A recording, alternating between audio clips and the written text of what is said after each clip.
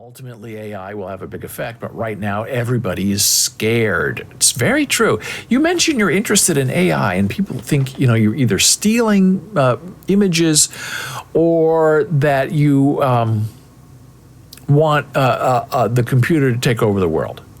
It's not like you're enjoying it and making a business out of it and maybe even, shall we say, having fun with it.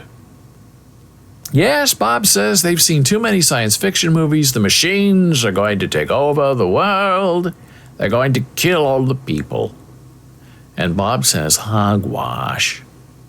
First and foremost, you're already using AI. And I make this point to people all the time. If you're using an iPad or using a computer, there's AI, the idea, the implementation of AI all around you.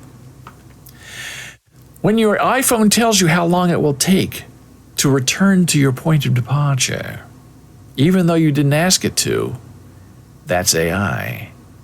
Or when your phone suggests what apps you should use, that's AI. Bob says AI makes life easier, not worse, but what's important here is holding back the future. Let's start with the writers, Bob says, who've been screwed since day one, disrespected. If the machines can write the scripts, let them, because every talented person knows they cannot write good ones. AI is not a good script writer. Absolutely true. AI doesn't have an imagination. Because every talented person knows they cannot write good ones. As for cleaning up, adding to an AI-written script, rewrites are worth a fortune and take less time. Furthermore, you can't take a turd and turn it into chocolate pudding. It just remains a turd. Put a BMW body on a Ford chassis and it may look like a BMW. It might even be a car, but will it be able to drive the way a BMW drives? And the answer is no. So Bob says everybody's afraid. First and foremost, they're going to lose their job. Makes me crazy. No one can sacrifice. How can we move forward? All your anti-free traders out there want to be like some South American country that legislates the people. You must only use things created in our country, even if it's inferior. And that, Bob says, is one of the great things about America. You can buy and use all kinds of products, whatever you like, whatever you want to pay for, you can have it. And since many are made overseas, they're cheap and sometimes also expensive. Bob continues, AI, like in the legal business, it used to be there were secretaries who did all the typing. Now the lawyers do it themselves and there is no typing pool. This is really before even AI. But being able to edit on a computer, that's a godsend. All those young typists doing a mindless job, they're free to do something more interesting to help the company. They can be more productive. They can be more involved in the tech field that displaced them. What about a drum machine in music? Bob says, suddenly everyone can make a record at home. They don't need a live drummer. And we start having hits that were made at home, sometimes by one person, all impossible without the drum machine. And all the studio gigs for drummers and other players declined to almost nothing when labels stopped laying out all that money for all that time in commercial studios. So Bob's point is AI does simplify some things, but it also frees up more money to do better and push the music forward in newer and interesting ways. There was an article over the weekend about a lawyer went to court suing an airline on behalf of a man who got hit in the knee with a beverage cart, okay? And the attorney for the injured man presented a brief to the court that was completely written by ChatGPT. And it was all wrong. All the cases were made up. And you clicked on a link to follow them, and there was no case. Made up all the rationale. Now, I know never to do that, to trust a result like that, because I deal with Google a lot, and Google gets things wrong. Google has bad information. So you always check what the AI, the computer, the Google sends you, because sometimes it's really no good. And this lawyer didn't do it. He just copy and pasted from what ChatGPT told him and put it into this brief and got into big trouble for it. And he apologized to the courts that it'll never happen again. I don't know how this happened. I don't know why it happened. And we all know he ran out of time, didn't want to hire a researcher, didn't want to take his time to research himself what the computer was telling him was the truth when it was just made up. I ran into that problem over the weekend. Jan and Marie and I are working on a very super secret, top secret, special project. And we're trying to find the right people because we want to send them an email, because if you're not going to talk to anybody on the phone anymore. No one wants to listen to you. You're probably not going to get an in-person meeting because unless there's a need for it, because people don't want to be bothered. So you really have to pitch them in an email. Now, most big companies have what they call general mailboxes. I call them black holes, where you send an email to them and it says, oh, thank you so much for your email. We'll process this and get right back to you, right? And then you never hear from them again. So you have to avoid the general email box if you can, but you should include it because sometimes real people do read it and forward it to the right person. So you want to try to get specific email addresses for specific people or positions in a company.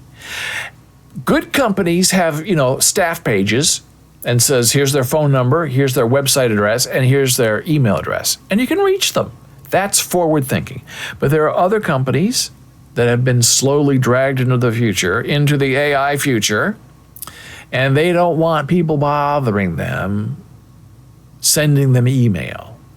Well, if you have an important project that is more important than you as a singular self, you want to try to reach as many points of contact as possible, and then let them, we hope, manage the forwarding to the right person, because you can't find the right person because they won't let you find the right person on their website.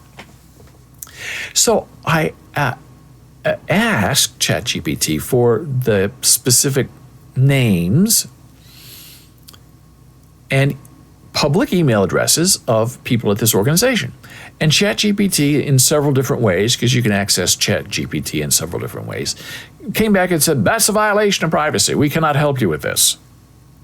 And I had already done all my online search, and I had a pretty good idea that what I had maybe was half right. And this morning it proved out to be about half right. Half my emails bounced back. The other half appeared to go through, which is 50-50, and I'll take that all day.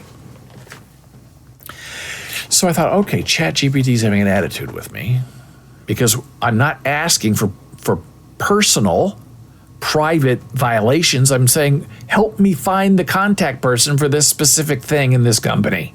Wouldn't do it. So I tried to rephrase. I said, what is the public web page, contact page for this company if I were interested in this?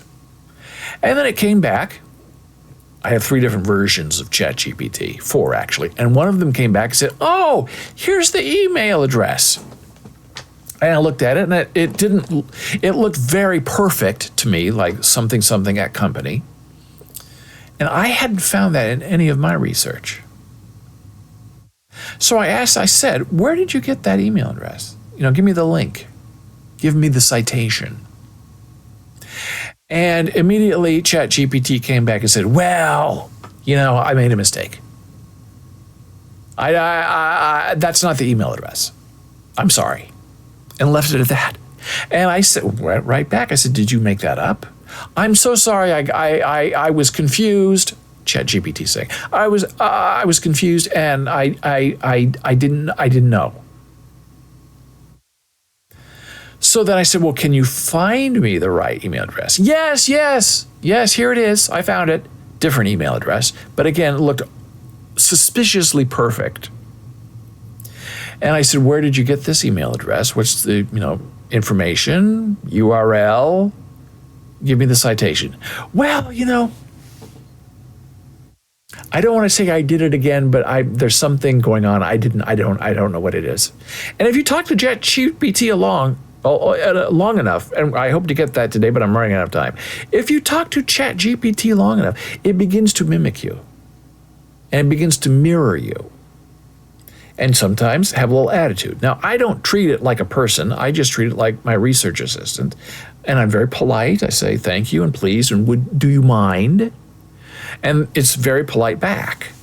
But when it starts lying to you and making things up and admitting it, if I had just, been like that lawyer and taken the first, response back and said, oh, thank you so much, this is the email address, it would have bounced right back in my face.